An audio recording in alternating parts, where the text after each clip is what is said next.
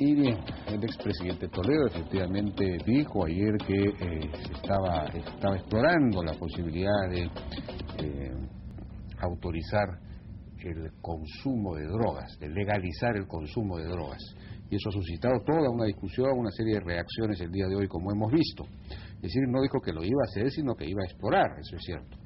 Hemos invitado a Ricardo Soberón, que es candidato, me parece, al Congreso, dicho sea de paso. No es candidato. Ah, bueno, pero es, digamos, vocero de Gana Perú, ¿no es cierto?, de Ollantumala en estos temas. He participado en el proceso de elaboración, en la parte correspondiente a drogas y narcotráfico del plan de gobierno, de acuerdo. Y a Jaime Antesana, que es un experto en todos estos asuntos y ya ustedes lo conocen. Buenas noches, ¿cómo están? ¿Cómo les va? Muy buenas noches. Buenas noches.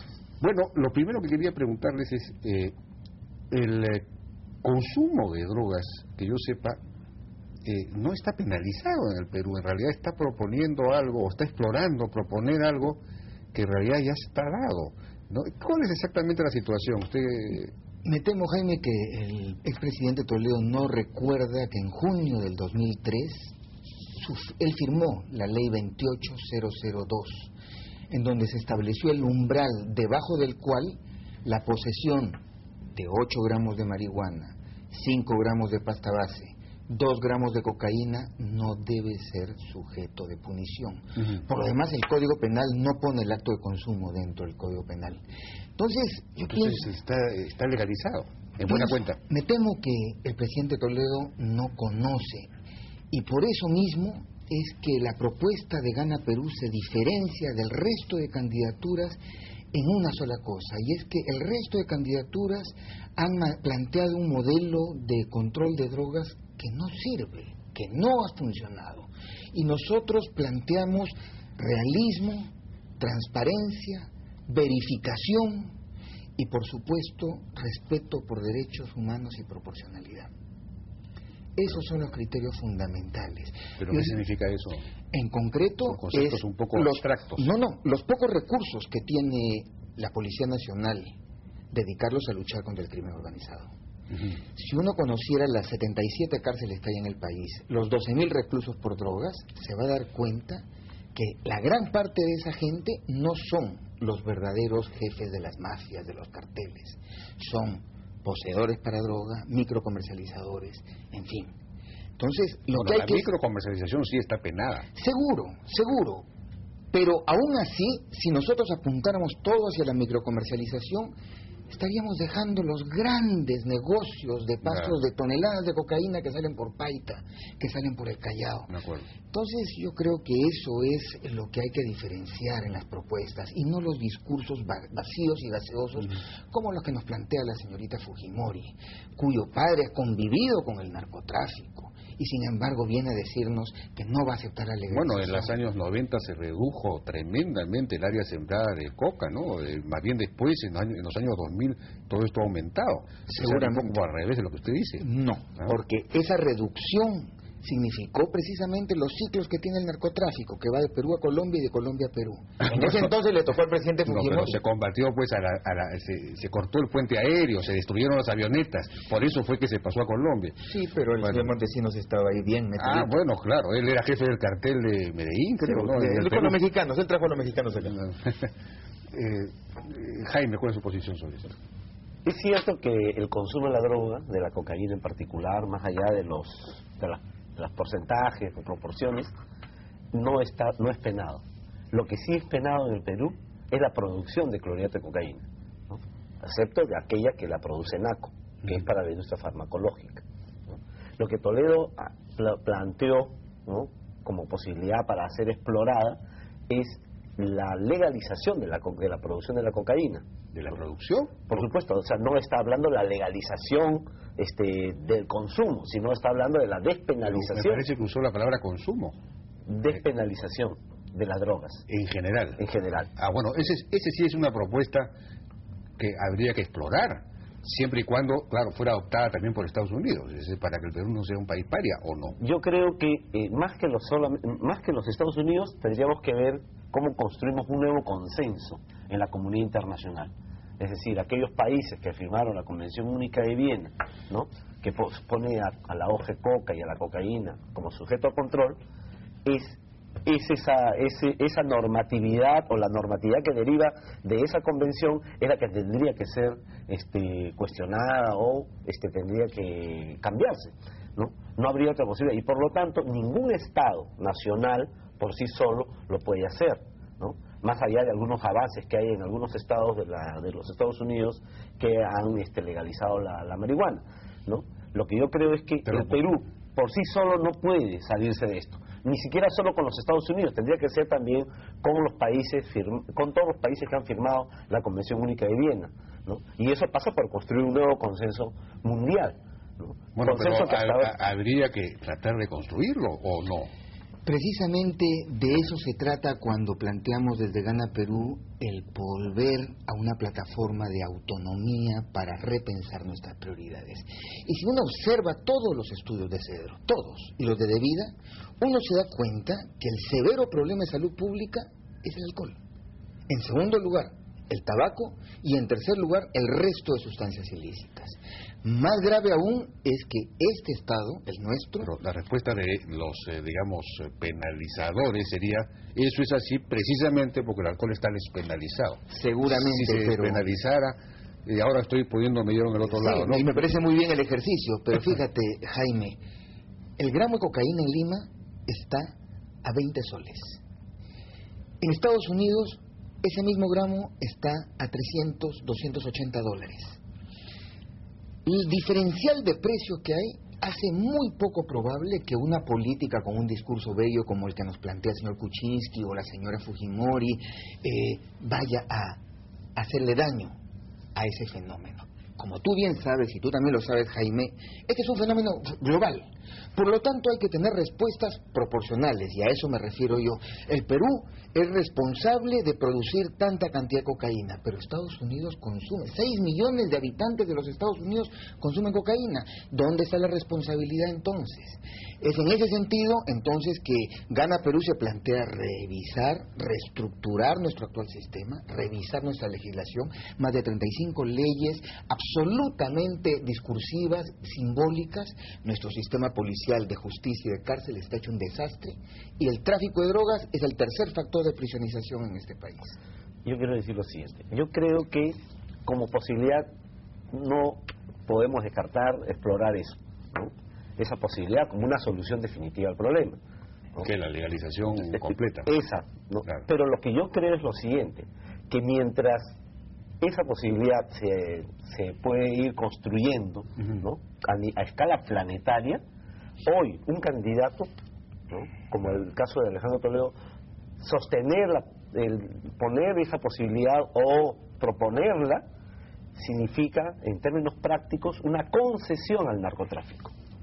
Es una concesión imperdonable, es por eso que ha reculado, ha retrocedido, ha dicho que él no está de acuerdo con el consumo de las drogas y que no dijo lo que dijo.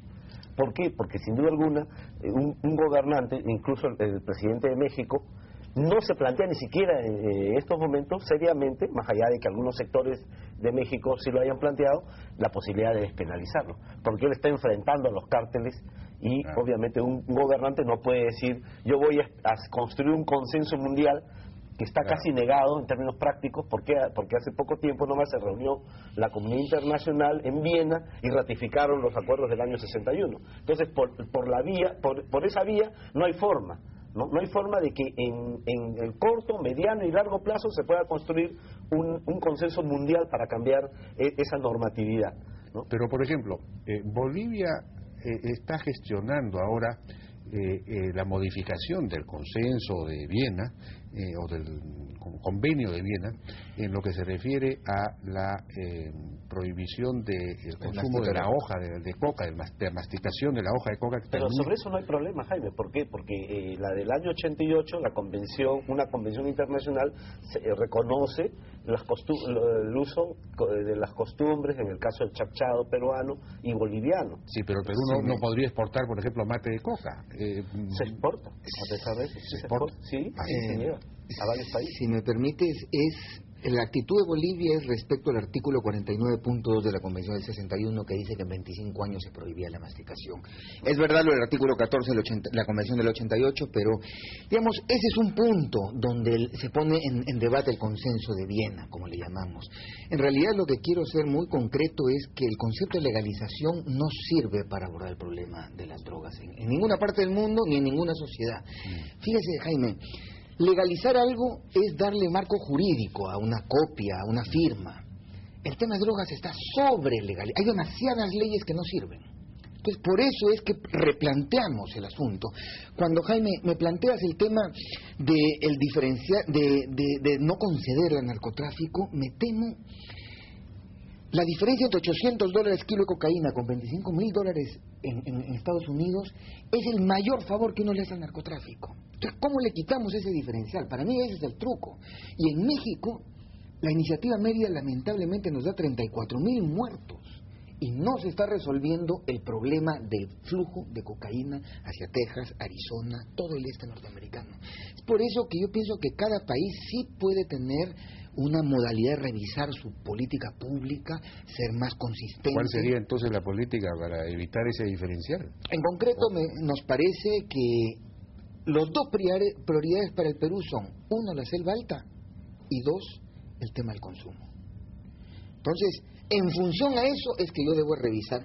Por ejemplo, no es posible que el Plan Nacional de Drogas 2007-2012, aprobado por el señor Pizarro y el gobierno del presidente García, inicialmente tenía indicadores de gestión para saber cuánto avanzábamos. Meses después ya no tenía indicadores. Nunca tuvo indicadores. No podemos saber si funcionó o no funcionó. Recuerdo que tenía 25% de reducción de cultivos. 2000-2006 los cultivos han aumentado. Entonces yo creo que hay necesidad de ser muy sincero en este tema y no engañar a la población con ofertas que no vienen al caso. Es en ese sentido que nosotros queremos plantear ser honestos, ser transparentes, verificar, ser racionales.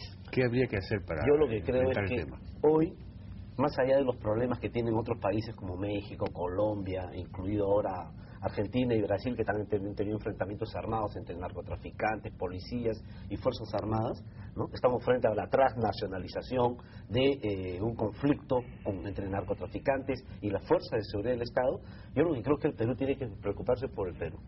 Nosotros tenemos, ¿no?, que enfrentar al narcotráfico sin ambigüedades, ¿no? Yo puedo incluir algunos aspectos de lo que plantea Ricardo, pero lo que sí tiene que haber es una estrategia integral. Tenemos que tener un enfoque de desarrollo para las zonas, tenemos que tener control de los insumos químicos, tenemos que hacer la lucha contra el lavado de activos. En otras palabras, tenemos que sacar al narcotráfico en este tercer ciclo que arranca desde el 2000 hasta la fecha, ¿no?, después de su reducción y retiro de los cárteles colombianos, y tenemos que evitar que se consolide. Esa es la tarea nuestra, no es resolver el problema de fondo. Por ejemplo, ¿qué pasó con esta gran prohibición que se hizo de la venta de querosene en el BRAE y todo lo demás? Se dijo que en un año ya no ingresaría más querosene al BRAE. ¿Qué pasó? Eso fue un engaño. Hay que decirlo con absoluta sinceridad. Los insumos químicos, el querosene hoy entra básicamente como diésel, entra el querosene que usan para los aviones, para los helicópteros. En suma, los insumos químicos entran, ¿no? No ha habido ningún cambio. ¿Es por qué? Porque no ha habido política antidrogas. Y esto no solamente es con el periodo actual del gobierno de Alan García, sino es también con el periodo de Alejandro Toledo, en su primera etapa, ¿no? Entonces yo lo que creo es que no vaya a ser que detrás de esta propuesta exista la intención de no combatir al narcotráfico. ¿Por qué no se captura a los jefes de las firmas, a los organizadores? ¿Por qué? Porque yo no veo ninguna captura hace muchísimo tiempo. Cuando planteamos el tema de racionalizar la lucha contra el crimen organizado, planteamos mecanismos como agente encubierto, entrega vigilada, intercepción telefónica legítima, en fin, un conjunto de mecanismos procesales que si no dedicáramos el tiempo a perseguir a microcomercializadores, a poseedores y a campesinos, los dedicaríamos efectivamente, como tú bien dices, Jaime, a perseguir ese crimen. Ahora, yo tengo un principio: más cerca de la droga, más lejos del dinero; más cerca del dinero, más lejos de la droga. Entonces, a los reales jefes de de firma, de cartel, a esos no los vamos a encontrar con 1 gramo de cocaína, salvo que sea para consumo personal. Lo vamos a encontrar... Que está permitido. Que está permitido por lo demás. Entonces, yo creo que hay que rediseñar el sistema de persecución del Ministerio Público, de la policía, para dirigirla contra ese crimen organizado. Y eso es lo que promovemos nosotros. También, todo lo que es vías de comunicación. Yo estaba leyendo ahí, el Perú ha exportado casi 900 millones de dólares de café el año pasado. Son 350.000 hectáreas, creo, o algo así. Muchísimo más que la extensión de cocales. O sea que en realidad la selva alta tiene pues una posibilidad de desplazar realmente a los cocales, ¿no? Si es que hubiesen buenas vías de comunicación. Así es. Yo creo, para terminar esta parte, creo que sí, comparto que hay que enfrentar no solo los eslabones bajos de la cadena, hay que ahora acometer la tarea de enfrentar los eslabones intermedios y altos, es decir, a los narcoempresarios, ¿no? Narcoempresarios que han irrumpido en la política local y regional y que ahora también se están expresando en casi todas las alianzas más importantes que están compitiendo en esta campaña electoral, ¿no? Y es por ello, sí, es muy importante decirlo, no se puede decir obviamente públicamente, muchos de ellos se han lavado social y políticamente, pero están ahí, están en las principales listas, ¿no? Y no vaya a ser que sea la presión de estos sectores que estén llevando, ¿no?, al candidato que tiene mayor opción de ganar a decir, bueno, voy a explorar la posibilidad de despenalizarlo. Sí, pues bueno, yo les agradezco mucho, nos ha ganado el tiempo. Muchas gracias a Ricardo Soberón y a Jaime Maitazán. Ha sido una muy buena conversación sobre este tema, que es un tema que hay que discutir mucho más abiertamente y sobre el cual tenemos que tener más conciencia nacional. Muchas gracias, a los dos. Gracias. Vamos a una pausa y regresamos ahora con un informe de Renzo Macei sobre el pensamiento Rendón, este supuesto asesor todavía supuestamente no contratado por el grupo de Castañeda Locio. Regresamos.